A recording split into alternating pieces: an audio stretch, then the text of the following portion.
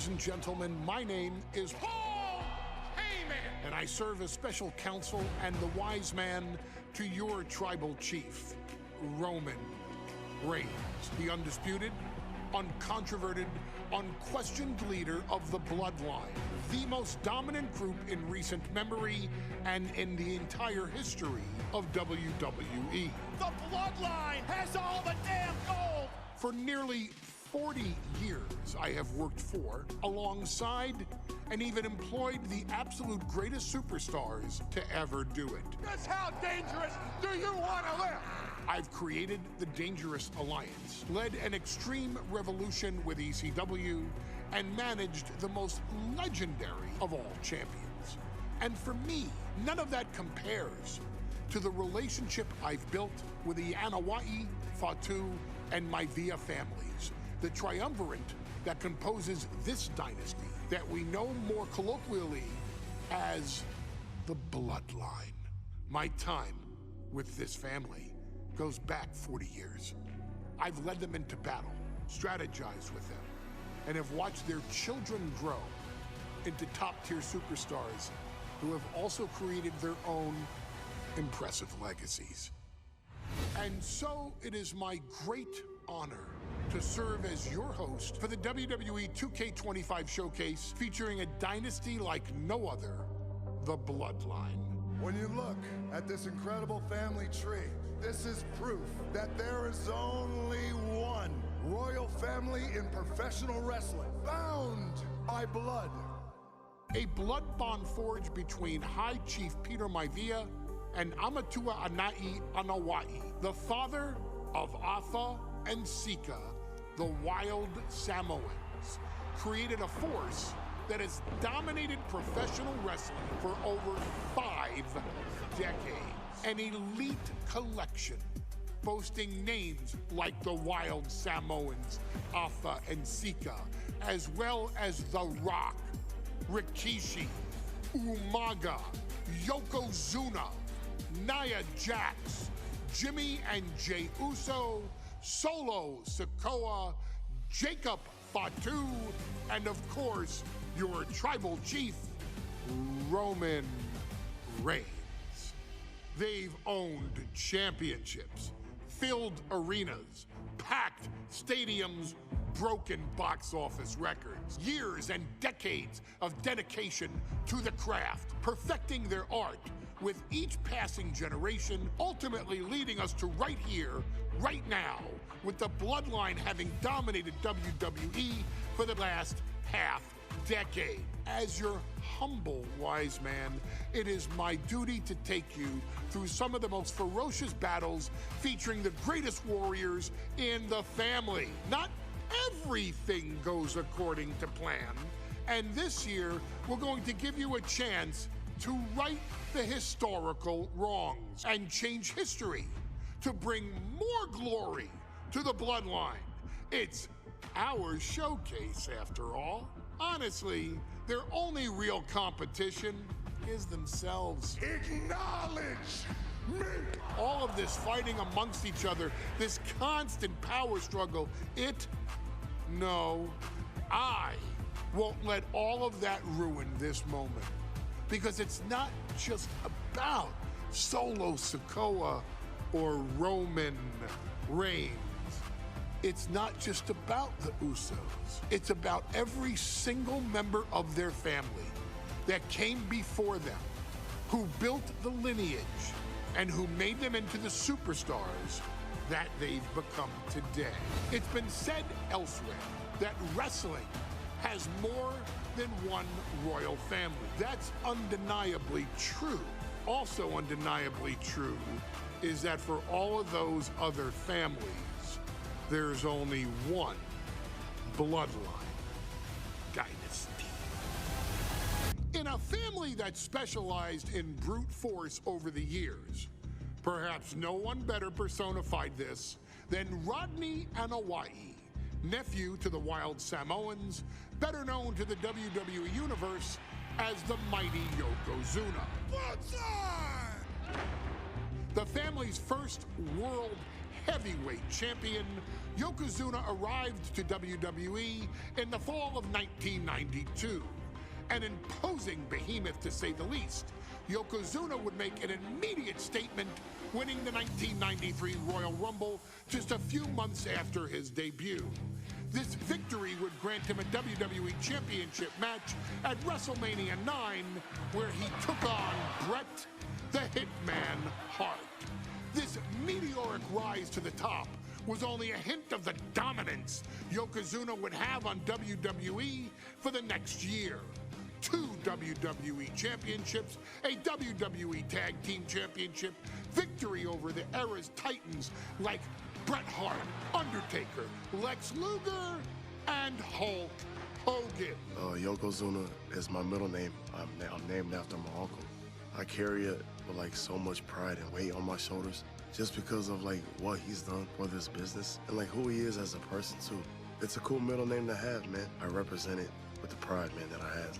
Hopefully, man, I'm making him proud by doing it. The manner in which Yokozuna melded incredible size with unspeakable agility shocked the WWE Universe, who to that point were used to their monsters hitting hard but moving slow.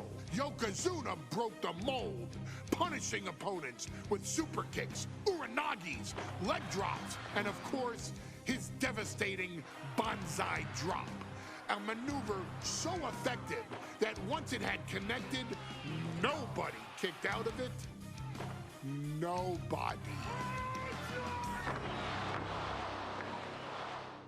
Rodney was a very unique talent. I think the way he was able to handle all the pressure, it was kind of parallel to how he was in the ring. For someone to be so big and to be so nimble, you just don't see that very often. Rodney was one of those first solo guys, singles competitor guys that was able to go out there and really just make waves, make a big splash. I mean, pun intended, I guess. You know, that fool jumped in the pool, he'd knock out all the water, and that's the way it felt sometimes. He would go into those arenas and just suck in all the energy and be able to give it back. So when I look at Rodney, I see someone very similar to me, someone who understands the top, the very, very top of the game, the top position, and everything that goes along with it. In a career filled with so many highlight reel moments, perhaps nothing stands out more than when Yokozuna faced and defeated the so-called immortal Hulk Hogan at the first King of the Ring event in 1993. Looking to humiliate Hogan after the Hulkster stole Yokozuna's WWE Championship only 2 minutes after Yokozuna defeated Bret Hart for the title months earlier at WrestleMania 9, Yokozuna entered the ring totally focused on the task at hand. And on that night, he not only got revenge, but his victory would send Hogan packing from WWE for nearly 9 years. Hulk Hogan is finished. Many felt that Yokozuna had indeed killed Hulkamania. Now you get to possess the power of the mighty Yokozuna and deal out punishment to Hulk Hogan to walk out of the King of the Ring, a 2-time WWE champion. Showcase the ability and the agility that made Yokozuna a Hall of Fame performer and take Hulkamania down. Banzai. Our next chapter sees the showcase spotlight shine on an area in which the family built their legacy: tag team wrestling. Starting with the wild Samoans, Afa and Sika, all the way through to more recent champions like the Usos or Tama Tonga and Tonga Loa. This dynasty has always excelled in tag team competition, consistently showing an ability to dominate the division with a wide variety of looks. And the first team that we will look at, accompanied to the ring by Afa himself. Fatu and Samu, the Head Shrinkers. They put the fear in people's hearts. That's what the Head Shrinkers did back in the day. second to none in that ring. You know, hard-nosed, battle-tested. They went for it every single night. More astute fans may also know that early in their journeys, Samu and Fatu were managed by me, Paul Heyman, then known as Paul E. Dangerously. and the SST, the Samoan SWAT team. The Samoan SWAT team is here. Vengeance is mine. Already an imposing force that early on, their future greatness was obvious to so many industry experts. Arthur, more than anybody, knew he had the team on his hands, with Samu being his son and Fatu his nephew. The tribal elder was able to mentor both, instilling in them the same unrelenting approach to competition that made the wild Samoans world famous. The team toured through regional promotions before a quick stop with me in WCW, but WWE was always their goal.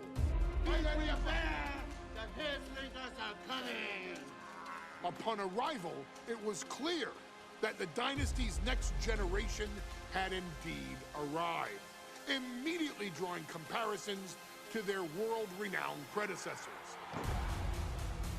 10 years before it became cool to say, Samu and Fatu displayed ruthless aggression in the ring, overwhelming opponents before the bell and continuing the non-stop attack until their hands were raised in victory. Deceptively agile for men of their size, they brutalized the opposition with devastating dives from the top rope. The duo would eventually go on to capture the WWE Tag Team Championships in the spring of 1994, fulfilling the promise and carrying the legacy to even greater heights. At WrestleMania 9, the Head Shrinkers' one and only in-ring WrestleMania appearance saw them taking on Rick and Scott, the Steiner brothers. Be prepared, Steiner brothers. We're gonna give you a pain that you have never felt before. While I'm not one to make excuses, I am one to give opportunities to you, our expert gaming member of the WWE Universe. And so, today, you have the opportunity to make things right. WrestleMania 9, Las Vegas, Nevada. The Steiners performed at a near-perfect level that day, able to find every reversal and in the chaos emerge victorious. We are asking you to fix that, stop them in their tracks, and get the Head Shrinkers that WrestleMania victory you and I both know they deserve. But if you're not careful, you're going to find yourself reliving the very same memories that have haunted Samu and Fatu for years. Steiner lines, suplexes, Frankensteiners that will all bring your evening to a vicious, miserable end. Hey, let's put this in the simplest of all terms. Dwayne "The Rock" Johnson is the biggest celebrity on the face of the planet today. Now, whether he's a blue chipper, the people's champion, or as we know him right now, the final boss, The Rock has always commanded all of the attention in the arena since the very first moment he made his WWE debut at the 1996 Survivor Series. Born into this business, The Rock would become WWE's first ever third-generation superstar, following in the footsteps of his father and grandfather.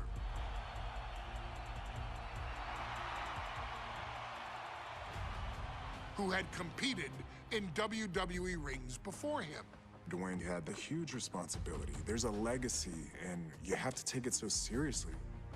Even with incredibly high expectations, the Great One surpassed them all, along with the usual achievements if your name is The Rock. 2 Intercontinental Championships, 5 Tag Team Championships, 8 WWE Heavyweight Championships, a Royal Rumble victory, not even to forget the fact that The Rock once led an entire nation. The Rock has one of the more noteworthy feats in WWE history, earning WrestleMania victories over Hulk Hogan, Stone Cold Steve Austin, and John Cena. Each of these men are known as the faces of their respective era. Each of these men found out what happens when you go one-on-one. Oh, you know the rest. Of course, The Rock rivaled Stone Cold Steve Austin's popularity during the vaunted Attitude Era, tearing opponents down with rock bottoms and people's elbows while tearing them apart on the mic with cutting one-liners and catchphrases that are still recited to this day. If you smell, know your role and shut your mouth. He ended CM Punk's 434-day title reign as WWE Champion at the 2013 Royal Rumble as well, after having only competed twice over the previous 9 years, displaying the always-ready mentality and physical conditioning on which he has built his global brand. But you don't need me to rattle off The Rock's resume to you, now do you? Of course not. The man is an occasion unto himself. He has headlined the biggest events against WWE's most iconic superstars and has always found a way to, how does he put it? Layeth the smackdown on some jabroni's candy ass. I couldn't have said it better myself, although I think I may have just done that. But indeed, he has. On a Thursday night in February of 1997, The Rock, still known as Rocky Maivia, would find himself challenging for the WWE Intercontinental Championship. Only a few months into his tenure, he would be matched up against a face that would ultimately become one of his most familiar and hated rivals, Triple H, Hunter Hearst Helmsley. Seemingly overmatched by a more seasoned opponent, a youthful Rock would demonstrate all the traits that have come to define him in the years since. Tenacity, high IQ, and that legendary Samoan strength to ultimately surprise Helmsley and kick off the first championship reign for Rocky Maivia. It would be the first step of a journey that has ultimately led The Rock into the pantheon of WWE's elite. So now it's all in your hands. It's up to you to showcase the undying drive that makes The Rock the hardest worker in the room to deliver a shocking upset against the Greenwich snob himself. Guide The Rock to victory over Triple H at a very special Thursday, Raw Thursday, to give the first jolts to what would become the most electrifying career in sports entertainment.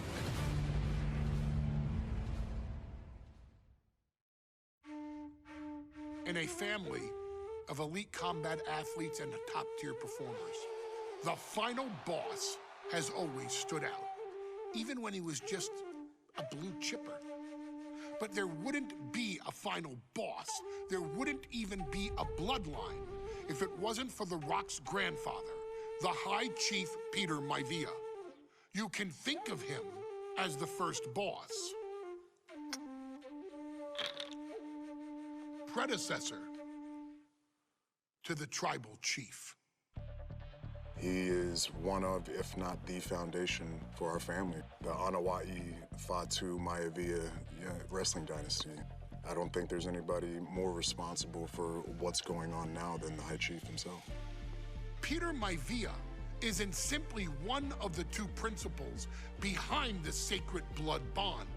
He's also an incredibly decorated professional wrestler who traveled the world and won titles everywhere he went.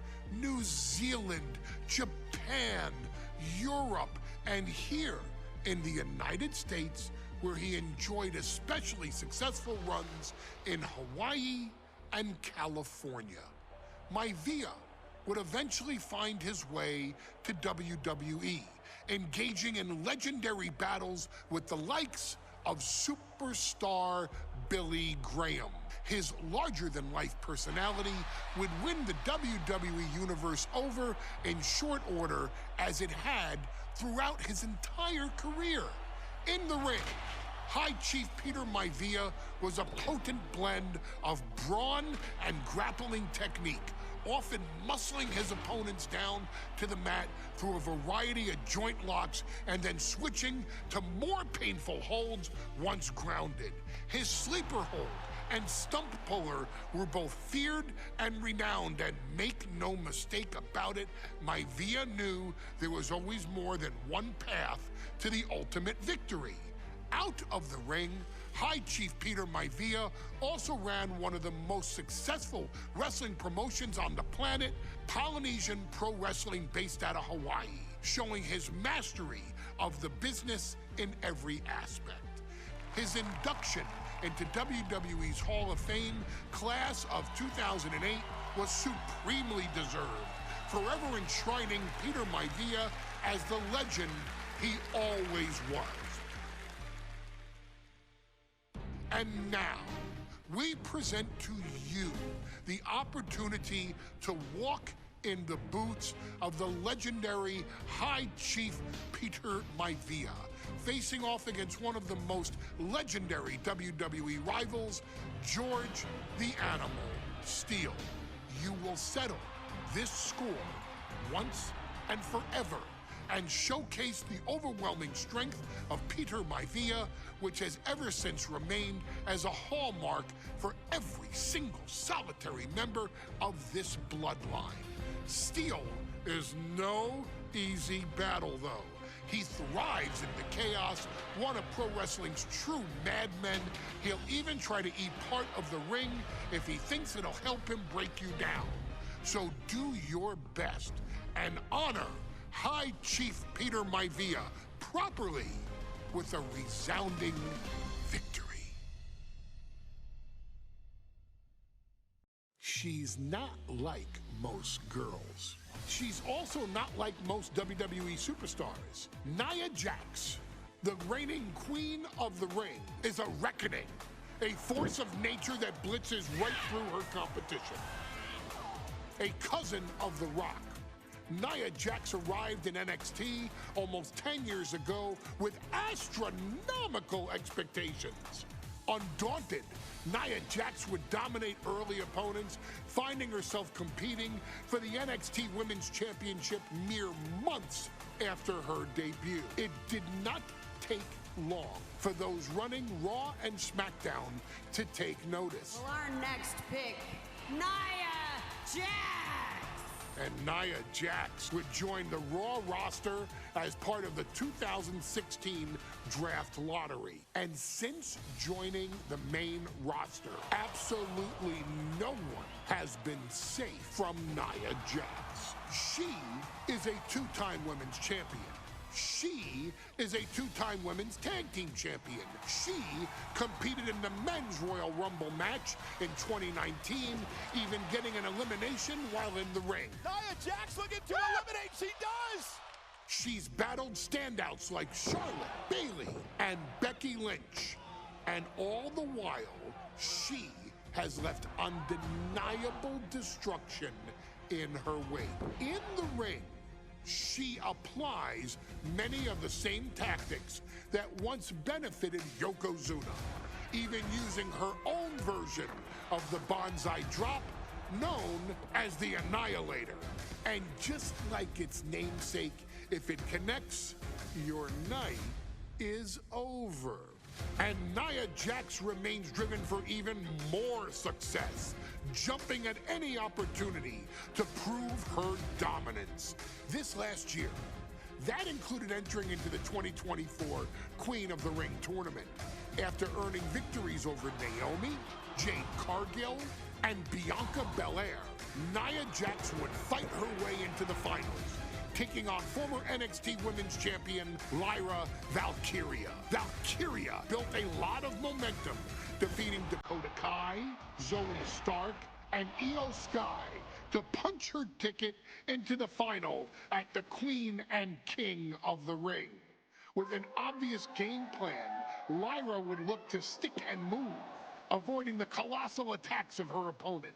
Unfortunately, as often happens when competing against Nia Jax, Lyra made one miscalculation, and that error in judgment provided Nia Jax with the opening she needed to annihilate her competition. This is your opportunity to crown the first queen in Bloodline history. Make Lyra suffer. Make her regret ever entering your ring. Showcase the otherworldly power that forces an entire roster to cower in your presence. Because when you're an irresistible force like Nia Jax, resistance is futile.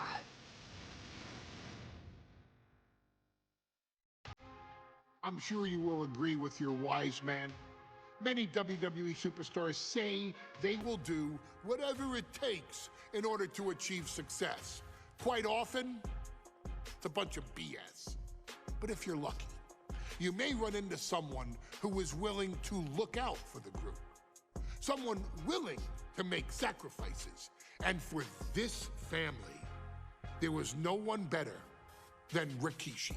After the Head Shrinkers run in WWE came to an end, Rikishi, then known as Fatu, would go on a journey of self-discovery. This journey would lead to him taking on the name Rikishi, a subtle nod to his cousin Yokozuna, as well as an opportunity to start fresh with a global audience. Well, my dad, when he became the Rikishi character, when you think about Samoan wrestlers, right, or mean, or aggressive, he made it like his own flavor, right? He had the blonde hair, still carried the aggressiveness, but I think he just wanted to add like a little flavor to it. It became even more popular to our culture. Rikishi blitzed WWE from the jump, devastating opponents with new tricks and winning people over with his fat-ass dance moves. That Rikishi is fat, all right. P-H-A-T. And with this wave of newfound momentum came even more success, with Rikishi capturing the WWE Intercontinental Championship and displaying incredible athleticism in iconic moments like when he dove off the top of the steel cage. The year 2000 belonged to Rikishi.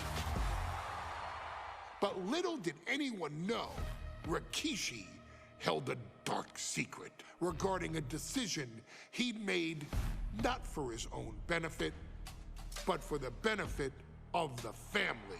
It was at the 1999 Survivor Series that Stone Cold Steve Austin was hit by a car in the arena parking lot, forcing him from the main event later that night for the WWE Championship. For nearly a year, all of WWE was consumed with figuring out who was driving that damn car and why Austin was targeted in the first place. The verdict came in. The car was driven by Rikishi. Rikishi would stand strong. Stone Cold Steve Austin. I didn't do it for me. I did it for The Rock. What? Rikishi would lay out a years-long gripe that WWE preferred Steve Austin to The Rock, and so Rikishi had made sure that The Rock's only competition had been removed from the picture. Rikishi sacrificed his own popularity to reach this goal. The Rock thrived while Austin was on the shelf. For Rikishi, the struggle and fall was all worth it. Rikishi knew that he would eventually have to face off with the Texas Rattlesnake to answer for his sins, and he welcomed that meeting with open arms. What Rikishi was unprepared for was for WWE to stack the deck entirely, looking to make Rikishi pay for taking out their golden goose. Stone Cold Steve Austin was allowed to drive his truck directly to the ring and was generally given the freedom to do whatever the hell he wanted in the name of revenge. We are going to make things right. This time, when Rikishi and Stone Cold Steve Austin lock horns, there will be no stacking of the deck. Someone willing to give of himself so that his family, this family, can succeed, deserves better. So get in there and showcase the never say die spirit that has led this family to victory time and time and time and time and time and time again. Use whatever weapon you can get your hands on and prove to Stone Cold Steve Austin that you will do anything for the people. His arrival signaled impending doom. His very presence was enough to intimidate even the bravest WWE competitor. His name itself simply meant the end. And if you found yourself standing across the ring from Umaga, you were most certainly coming to the end of your own road. The younger brother of Rikishi, Umaga, was every bit the Samoan bulldozer that his nickname would suggest, mauling opponents with ease, relishing the chaos that he created. A menace to the entire roster, an unrepentant badass, Umaga tortured his prey with high-impact collisions before ultimately sealing their fate with his vaunted Samoan spike, a vicious move used today by Solo Sikoa. Inside the ring, man, he was just a complete monster. Anybody that stood in front of him, he was gonna wreck him no matter what he had to do. He was just a crazy, wild Samoan. Outside of the ring, man, just a loving guy to be around. A fun uncle, always joking, always barbecuing at his house. I always looked up to him. He was just so cool. Perhaps an unheralded aspect of Umaga's game was his mastery of mental warfare. Umaga loved to present a wild, out-of-control savage, one who needed manager Armando Alejandro Estrada to handle all the details while he destroyed opponents. Umaga was the perfect definition of the word aura. A two-time intercontinental heavyweight champion, Umaga established himself as one of the purest forms of dominance to ever set foot in a WWE ring. His intense clashes with Batista, the Heartbreak Kid Shawn Michaels, and Triple H, along with WWE Championship battles against John Cena, still live on in the memories of those who were fortunate enough to watch Umaga perform. And Umaga will live in immortality through every member of this family, whether it's with a huge Samoan drop, a running bulldozer into the corner, a Samoan spike, or even a war cry in the middle of battle. Umaga is forever. I wish he was here. I know he's watching from above. So you, our beloved Us in training, are asked one simple thing here in the WWE 2K25 showcase. to defeat John Cena. You've done that in this mode before, right? Simple. It was at New Year's Revolution in 2007 that Umaga and John Cena first collided for the WWE title. Umaga appeared to be too much for Cena in the minds of many pundits. Undefeated in WWE some 9 months after his debut, and things were going very well for Umaga. Until they weren't. Umaga would see his undefeated streak end by, of all things, a damn roll-up after rushing directly into the outstretched shoes of John Cena. 1 second of luck allowed John Cena to escape the inevitable, and now it's on you to fix it.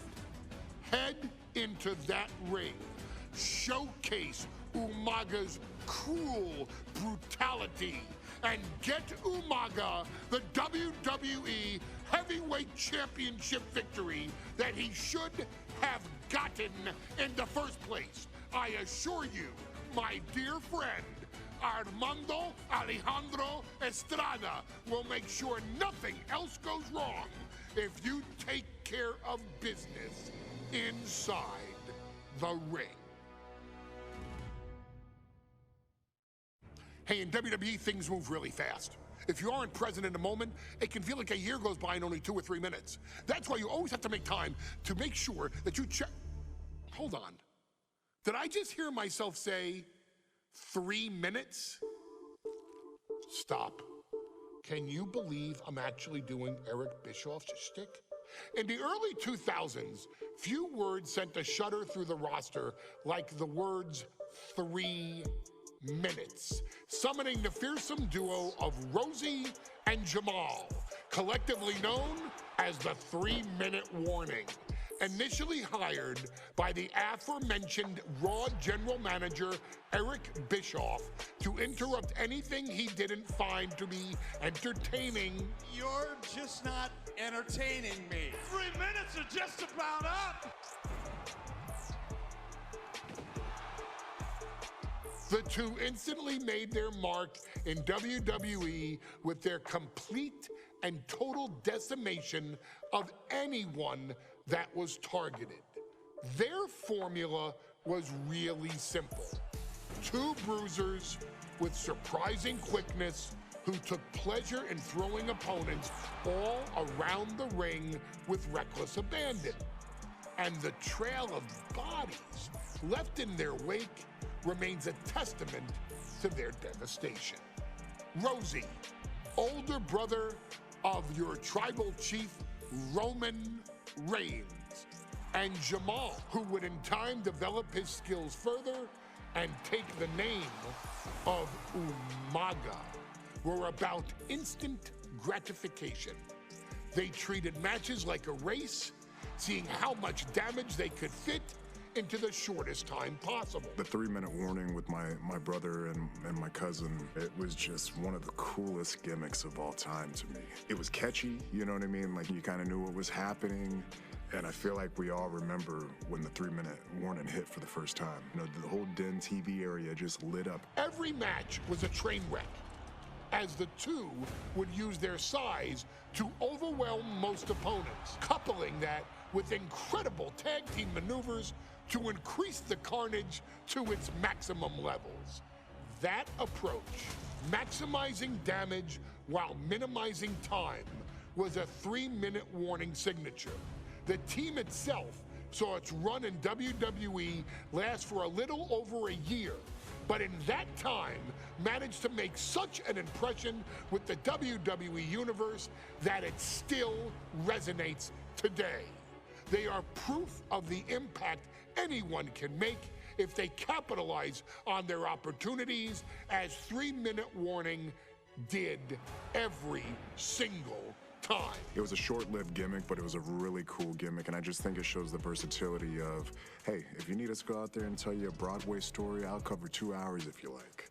But if you need us to come out in 3 minutes to make an impact, we can do that too. But you gotta be really good to be thrown in there with the very, very best in the industry. I'm getting all pumped and proud, for my brother and my cousin right now, just thinking about it. Here in the WWE2K25 showcase, we have selected another team that embodies the same mindset in Akam and Razor, the AOP. Similar to Jamal and Rosie, these two look to inflict the most pain in the most efficient manner. Like 3-minute warning, AOP happily dispatches when summoned. Like 3-minute warning, AOP features two Goliaths who will hurl your body from pillar to post before finally bringing it all to a most painful conclusion. It's up to you in this Extreme Rules contest to beat the AOP to the punch and showcase the Wrecking Crew approach that made 3-minute warning the premier bruiser squad in all of WWE. And don't worry, we will give you more than 3 minutes to make that fact perfectly clear. As a matter of fact, take your time and enjoy dishing out the punishment. We've come to the part of the showcase where we get to talk about Tamina.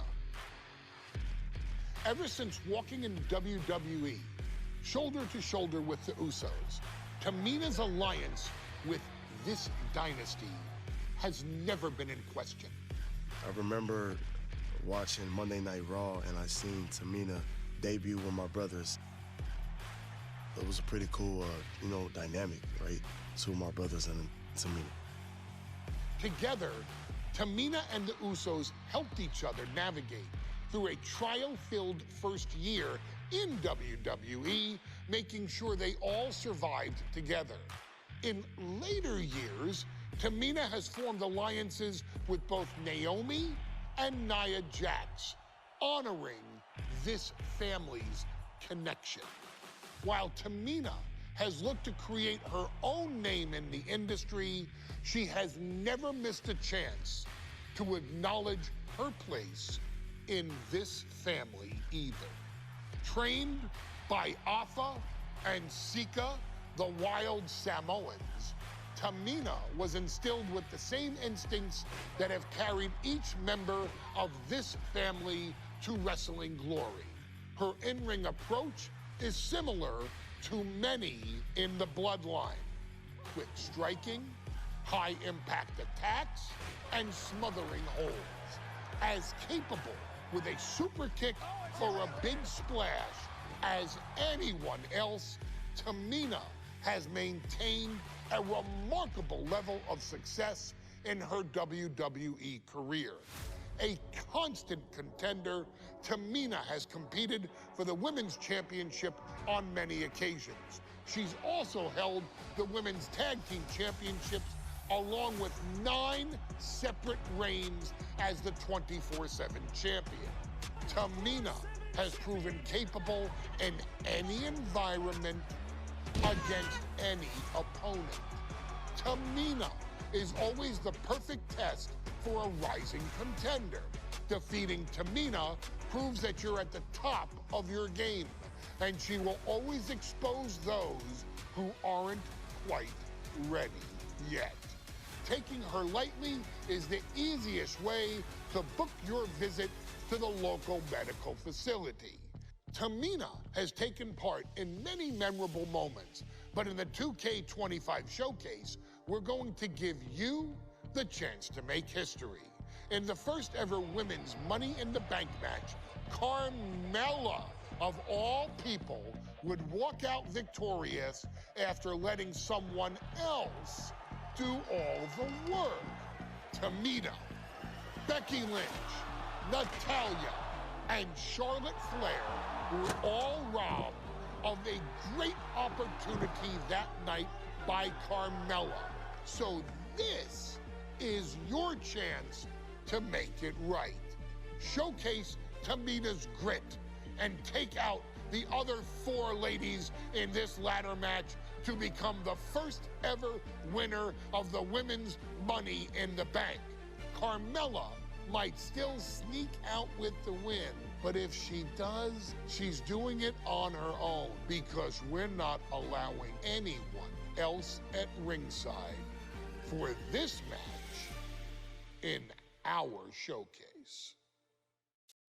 Any member of this family that enters the professional wrestling business knows about the expectations that are gonna be on their back.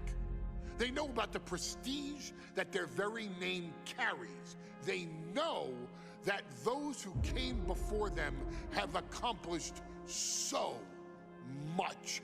Bearing the weight of those legacies can prove to be way too much for almost anyone. But that was never the case for Jimmy and Jey Uso. Jimmy and Jey Uso looked to be stars from the very start, constantly evolving their look, style, and offense as they progressed in their careers. Face paint and war dances would fade away, and the two would embrace the day one-ish mentality, looking to punish opponents and send them to the Uso penitentiary. The Usos are 8-time WWE Tag Team Champions. The Usos have main evented WrestleMania after initially fighting for a mere spot on the card. The Usos were the premier team of the 2010s. The Usos are the greatest team of all time. Jimmy and Jey are poetry in motion, each knowing what the other is looking to do next, each using every bit of savvy they gained growing up in professional wrestling to keep their edge. And sure, in recent years, it's been difficult between the two. Jimmy did cost Jey his match at SummerSlam against your tribal chief, Roman Reigns. After months of the anger building between the two, Jimmy and Jey ended up as the first two entrants in the 2024 Royal Rumble match, bringing things to a head. But even that moment wasn't enough to settle the issue, and so they would fight again at WrestleMania 40. Jey Uso truly became main event and found his inner yeet, even adding another tag team championship with Cody Rhodes as his partner. As your wise man eventually would suffer as well, Jimmy found himself betrayed by Solo Sikoa and unceremoniously dumped out of Solo's version of the Bloodline. When Jimmy and Jey are a tag team, they are pure art.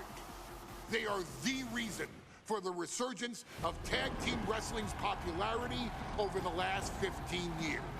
And perhaps, oh, perhaps, their grandest moment came during the 2017 Hell in a Cell, when they would lock horns with perhaps their greatest opposition ever, The New Day.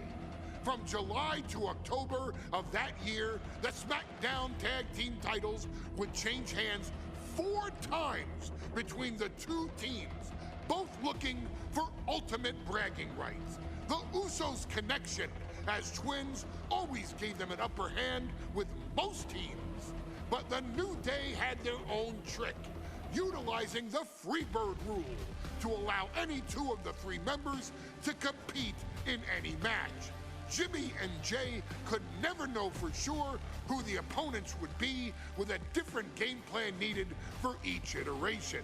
With nothing clearly settled after 4 months, the New Day would offer to defend inside Hell in a Cell, and the Usos gladly accepted.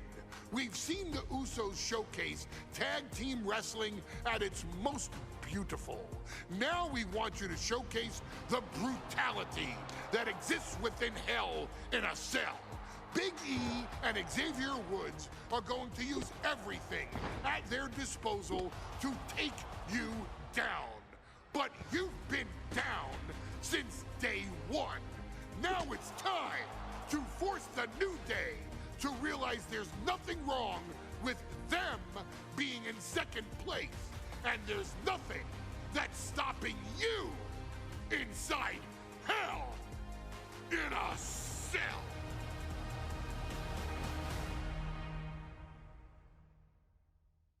Next on our showcase is someone who wasn't born into this family, but has put in the time and more than earned her spot. She's always happy to leave haters in the rear view, and when she enters the room, you will undoubtedly feel the glow.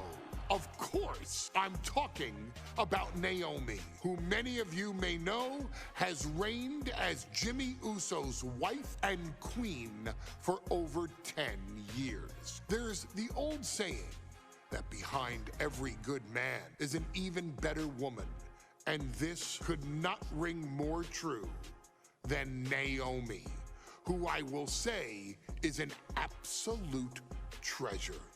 Jimmy will frequently speak during old Bloodline planning sessions about how much her support and love drove him to improve as a superstar, always stressing her importance not only to the WWE Women's Division, but to his career and his life as well.